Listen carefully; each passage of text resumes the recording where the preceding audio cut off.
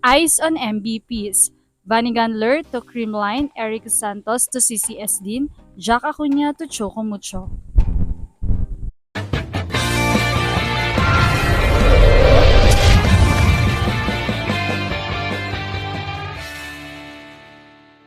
What's up, Volleyball Nation? Welcome back to my YouTube channel.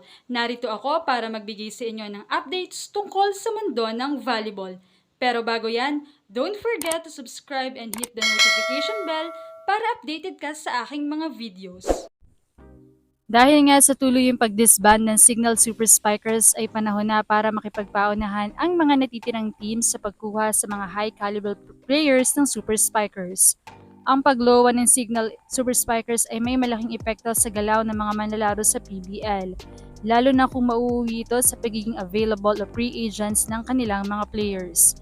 Sa ganitong sitwasyon, hindi maiiwasan na pag-agawa ng ibang teams ang mga standout players ng Signal dahil kilala ang mga ito sa mataas na antas ng laro, karanasan sa matitinding laban at kakayahang mag-ambag agad sa kahit anong koponan.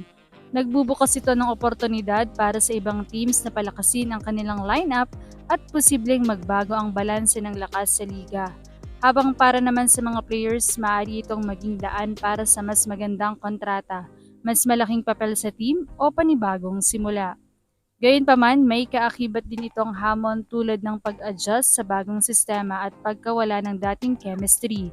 Kaya't bagamat puno ng oportunidad, hindi rin ito garantisadong magiging madali para sa lahat.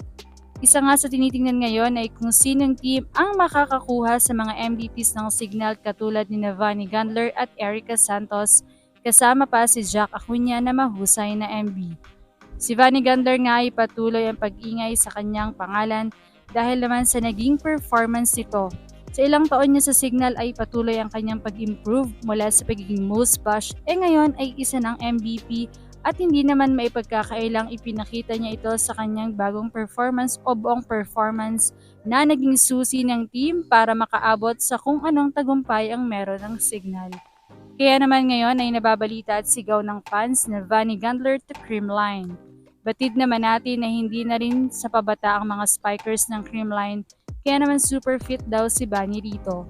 Nga lamang ay talagang makikipag-agawan sa playing time ang mga players, kaya naman baka masayang lamang ang kanyang stay roon, though malaki naman talaga ang tsansa na makamit niya ang kanyang unang championship sa liga.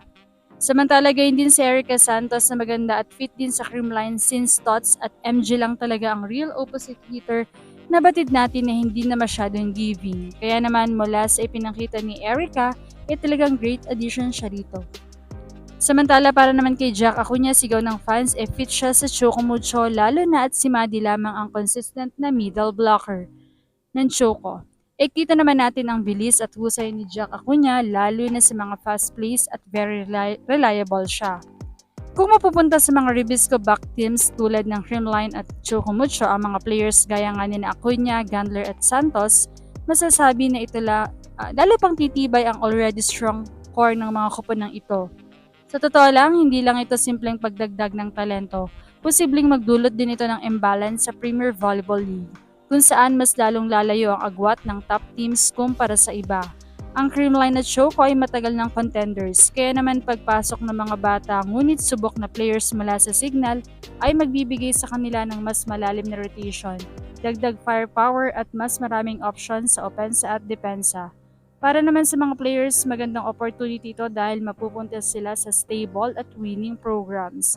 Pero maaari rin silang ma-challenge sa playing time dahil sa dami ng star players sa lineup. Sa kabuuan, kung mangyayari ito, posibleng mas maging dominant ang Ribisco, pero kasabay nito ay tataas din ang pressure sa kanila na panatilihin ang kanilang dominance sa liga. Anong masasabi niyo dito? Leave a comment below. Thank you for watching and don't forget to subscribe.